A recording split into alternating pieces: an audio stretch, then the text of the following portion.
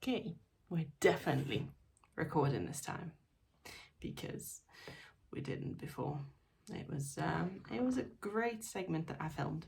You'll have to believe me on that. Anywho, my name's Zena and I do art stuff and things. And this is series where I show you how to paint this portrait, or at least how I've painted it. And this is part 5, also known as the last part, where we're going to be painting lips, nose and hair, and then I'm going to take this portrait and I am going to put it into a folder and not look at it for at least 12 months because it's been 6 weeks of me staring at it non-stop, and as much as I love it, I am ready not to. So without further ado, let's paint. Let's begin! I have explained all the materials in my earlier videos, but I will list everything I'm using here in the description below. Let's start by mixing some lip colour. It's red, so it should be fairly simple. I mixed cadmium red pale and Indian red, and after getting it all over myself, wasn't satisfied with the colour. It was too dark and a little dull. The complicating factor here is that the hair is also red, and we want the lips to stand out. Now, adding more cadmium red and permanent rose pushed the colour into the pink category. So I got my big guns out and added some professional grade Scarlet Lake red from Winsor Newton. That gave me the bright red I was after, and it should now stand out from the red of the hair.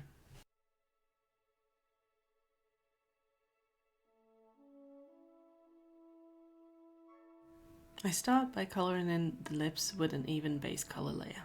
I probably should have explained a little more in my earlier videos about the base colour.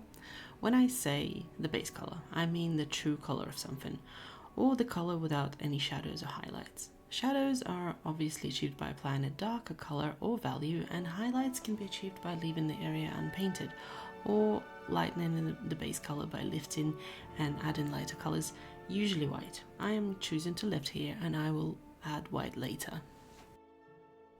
The shadow mix is remnants of Skin Shadow, which was a mix of Indian Red, Burnt Sienna, Cadmium Red Pale, Cadmium Orange and Lamp Black. As you can hopefully see, the whole of the top lip is in shadow and the left side of the bottom lip is also in shadow. After fixing some of the colour that went where I didn't want it to go, I have added a bit more colour and darkened the shadow at the top. The mouth is closed, so I won't lie, I am struggling with words on this one. Whatever I tried using, the gap, the crease, the space where the lips meet, it all sounds wrong and inappropriate. But you get what I mean, and that's the darkest part, so the mix will get extra lamp black added for depth. Once we're all back from the shower, we can start defining the bottom of the top lip and also work on the corners of the mouth to give them depth and connect them to the rest of the face. Although the top lip is in shadow, the right side is less so, and there is a bit of a lip crease that divides it into two parts, and that is what I'm trying to define here.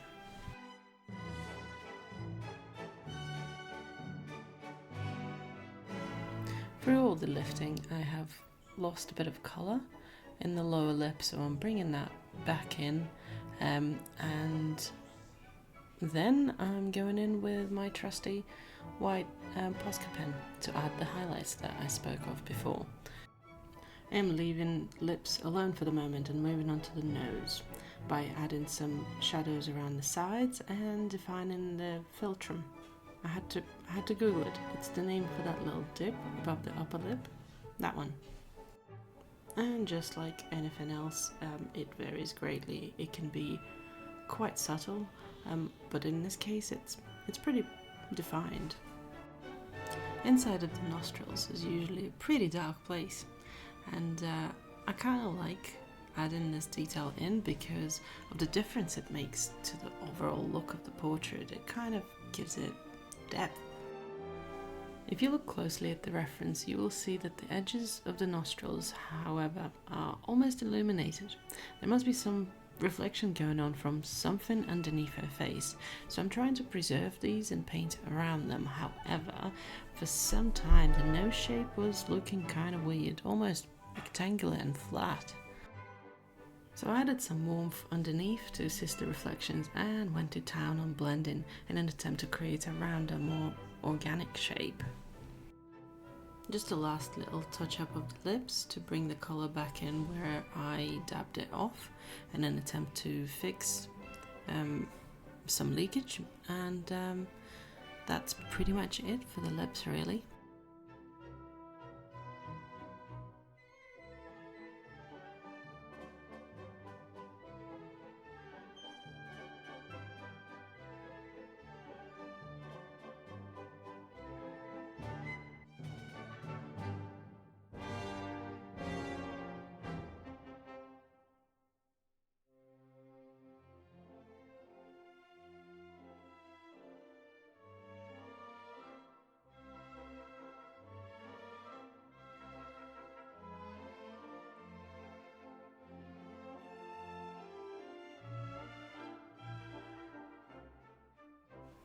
Uh-oh.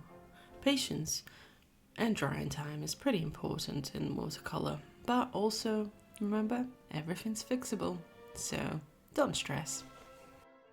And also sometimes you've been staring at details for so long you just need to zoom out. Look, it's no longer flat or rectangular, so we're good. Now that we have the features, we're just adjusting some of the skin tones and the shade, because that bit got a bit patchy and a bit light for my liking, so I fixed that.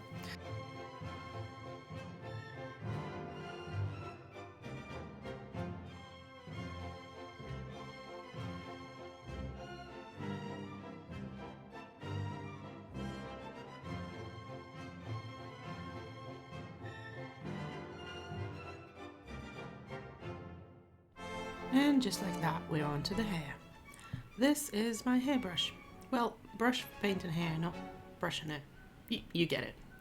I like it for the hair because the bristles are long and I get quite a bit of volume, but it also has a fine tip and it's quite soft for all the flowy, wavy creations. So, let's mix the paint, I guess. We're using the mix left from the lips and mixing in some Scarlet Lake because it's there, and all the usual suspects. Here's all the usual suspects. And I do this until I feel happy. And it didn't take long because I'm happy. Let's paint.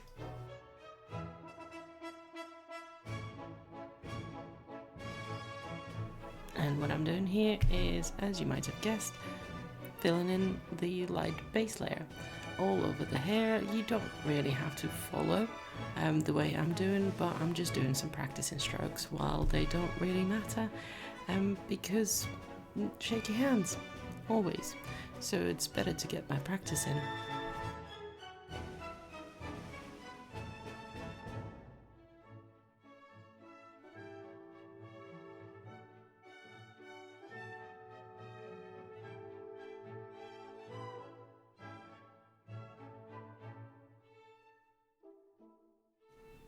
I'm working on this deep dark shadow and unashamedly bringing some black into it, because you'll see just how light it dries in a second. There you go. And then I'm bringing in some brighter colour into the hair, because even the reference isn't that bright, I want it bright.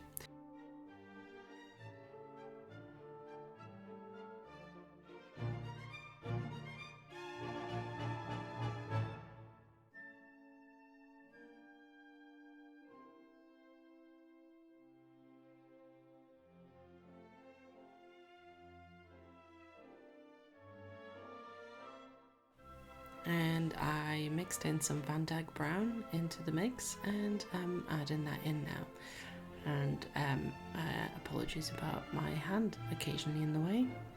Sometimes I just get carried away and I'm not sure what is going on with the video because the screen is not right in front of my face.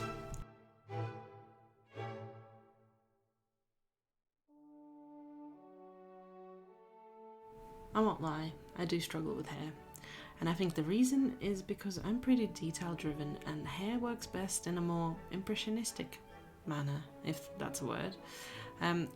where it relies on general shapes and colours that trick your eye to believing that you're looking at something complete. Sometimes it'll help squinting at your reference, or if you have Photoshop, just blurring the photo, and that'll help visualising the impressionistic nature of it.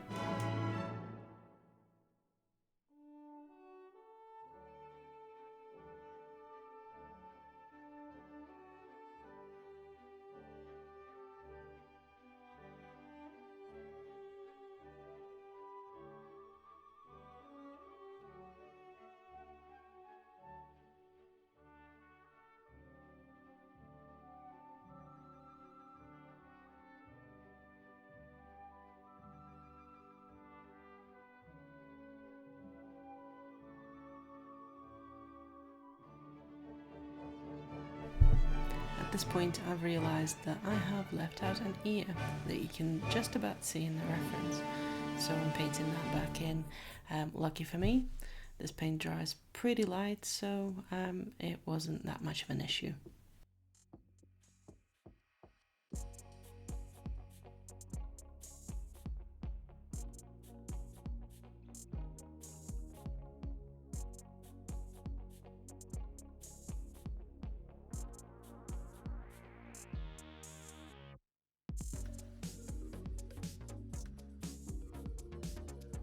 By now you can hopefully see that I'm building texture of the hair with layering brighter and darker colours on top of the base layer. I'm observing the shadows and highlights in the same way as we did with the lips, so the highlights will be added in a bit later. In the meantime, I'm going slightly rogue and adding in indigo because it just wasn't going dark enough for my liking.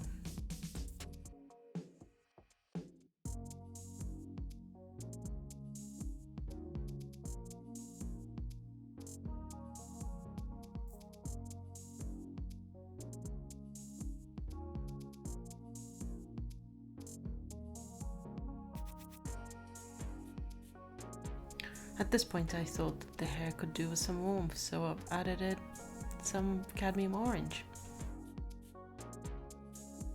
I'm going in with more indigo. It's not about the colour at this point, but the value, and indigo can achieve pretty dark values, which is what I need here. And I don't think that black would work as well, since the top is black and it's likely to clash and it'll be too dark and create a wormhole. Okay, now it's time for highlights, and I use this for hair. It is, well, I had to Google what it is, and it's ink, it's white ink. I've had it for 15 years. It's a manga specific white ink, and it's used for, well, deleting mistakes in manga comics. I don't know what I would use if I didn't have it. Probably gouache. Yeah, I think I would use gouache. Or maybe a different white ink. Once this runs out and I've got a new one, I'll tell you, or maybe I'll get some different white inks and experiment and tell you also. But in the meantime, this is what I'm using. And it works pretty well. My only problem with it is it's sticky. It's sticky! What is it? Not even joking, it gets everywhere. I have it on my face, my hands, my clothes, my table, my floor. Just, and it's still going. So I guess it's good stuff.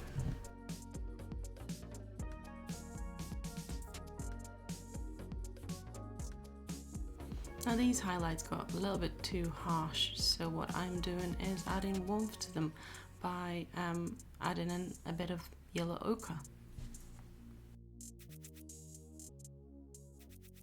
Once it's dried, I've noticed it all gone a bit too milky, so I've gone in with a bit more red, probably scarlet, lake, and a little bit of cadmium red pale, just to bring back the shine.